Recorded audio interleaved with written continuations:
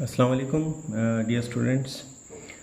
आज का लेक्चर है हमारे रिचर्ड हुकर के बारे में। After discussing Francis Bacon was one of the most influential prose writer. He wrote many different works. Specifically, his inclinations was toward science के perspective से हमने देखा उसका जो इंडक्टिव मेथड था और उसकी जो एसेस थे, जो थीम था उसका, तो he talks about many different things. लेकिन आज का जो लेक्चर है वो है रिचर्ड हुकर के बारे में. और ये बिल्कुल ही वाज इन कंट्रास्ट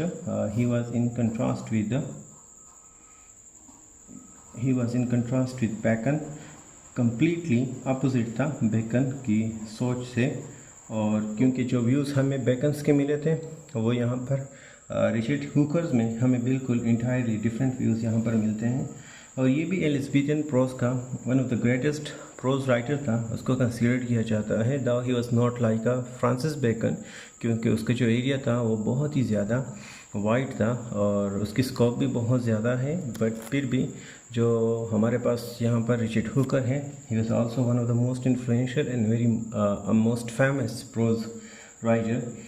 और उसकी अगर हम ज़िंदगी को देखो तो हमें उसकी ज़िंदगी के बारे में ऐसा कुछ खास नहीं मिलता, क्योंकि ही lived a very obscure life. उसकी ज़िंदगी क्लियर नहीं थी और उसने ऑलमोस्ट सिंपल लाइफ गुजारी थी, बट स्पिरिटेड लाइफ थी उसकी.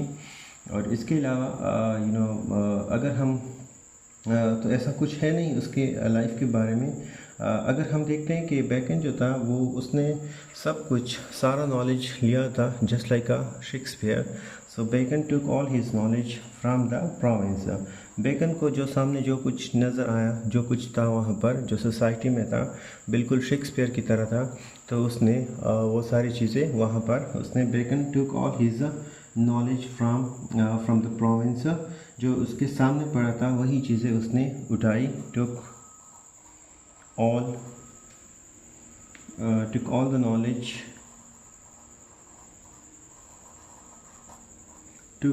knowledge for his province. लेकिन ऑन द अदर हैंड अगर एंड उसने कहा कि उसने बहुत सारे यहाँ पर एक बात क्लियर करते हैं कि Bacon took all the knowledge of his province. उसने बहुत सारे टॉपिक छेड़े, लेकिन उसने अपने आप को किसी एक टॉपिक में परफेक्ट या मास्टर्स नहीं किया. उसने उसने फ्रेंड्स पर भी बात की, उसने डेथ पर भी बात की, उसने सिंगल लाइफ पर भी बात की है. He talks about marriage, he talks about democracy, he talks about books, he talks about kings, he talks about each and everything, but he did not master himself in a single topic. yes, उसने हर एक topic पे बात की थी यहाँ पर. लेकिन अगर हम रिचर्ड हुकर को देखें तो उसने एक सिंगल थीम लिया. हुकर जो था उसने सिंगल थीम लिया. ही टुक अ सिंगल थीम, एक पॉइंट लिया, एक टॉपिक लिया उसने, और उसने उसी सिंगल थीम में अपने आप को क्या किया, उसने अपने आप को परफेक्ट किया. और ये सिंगल थीम जो था रिचर्ड हुकर का वो क्या था, लॉ एंड, एक तो लॉ था and this second one is the practice. उसने क्या यहाँ पर किया, सॉरी ये दोनों एक है, law and practice. Practice of the English church, practice of the English church.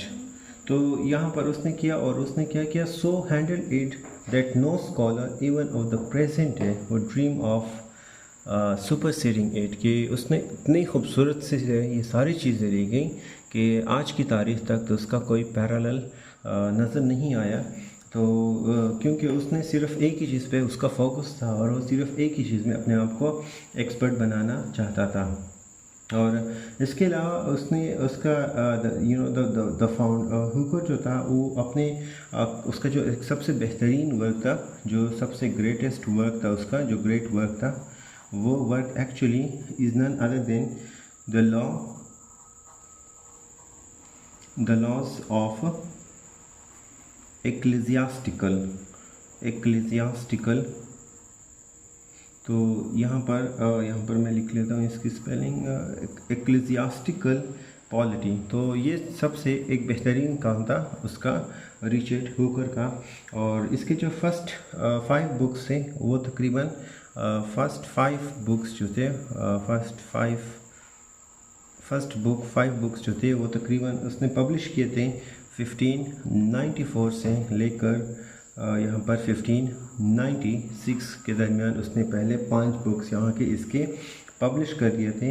And जैसे ही वो इसको उसने लिखा, लेकिन जो बाकी जो 3 बुक्स के इससे उसने उसके मौत के बाद पब्लिश हुए आफ्टर हिज डेथ।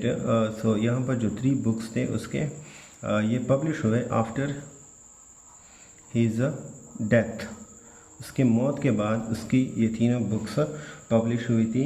और इनकी जो इनकी जो ऑथरशिप है इन 3 बुक्स की ये भी डाउटफुल है, क्योंकि क्लियरली यहाँ पर इस पर कोई ऐसे फैक्ट्स मौजूद नहीं हैं जिसके हम सेफली एज्यूम कर सकें कि yes he was the author of the last 3 books. लेकिन ये एक थियोलॉजिकल आर्गुमेंटेटिव ये एक थियोलॉजिकल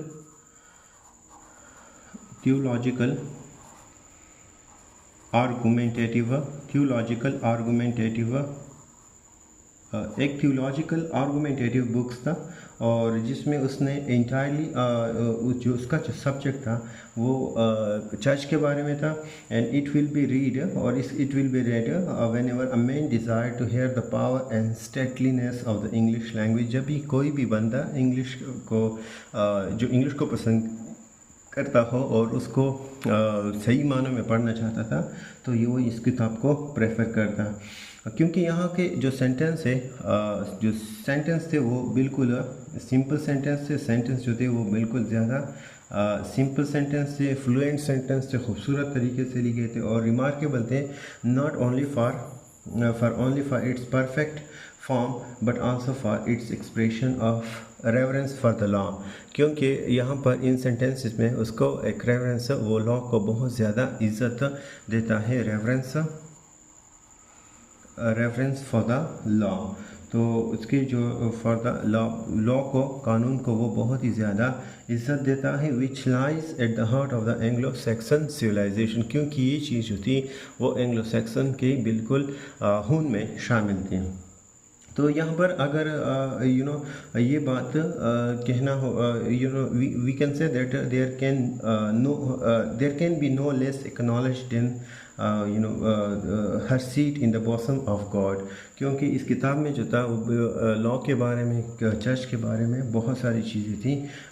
इवन यहाँ तक कि थिंग्स इन द जो लॉस थे हेवन के, जो अर्थ थे, इन सारी चीज़ों को यहाँ पर डिस्कस किया गया।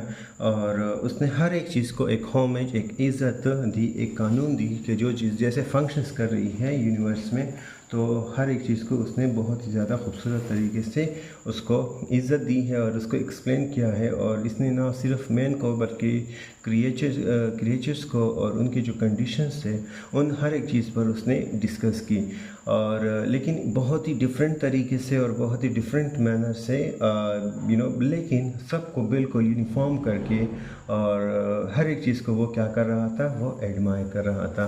तो this is all about Richard Hooker. Once again I am saying that this prose writer was in contrast to Bacon. Bacon was a very scientific, a very practical man, a very pragmatic man, and he talks logically. He talks on the basis of proofs. He does not believe in any kind of superstitious things or any kind of other things which is not based on the data or proof, because he was a scientific man. Thank you so much for today's lecture about Richard Hooker.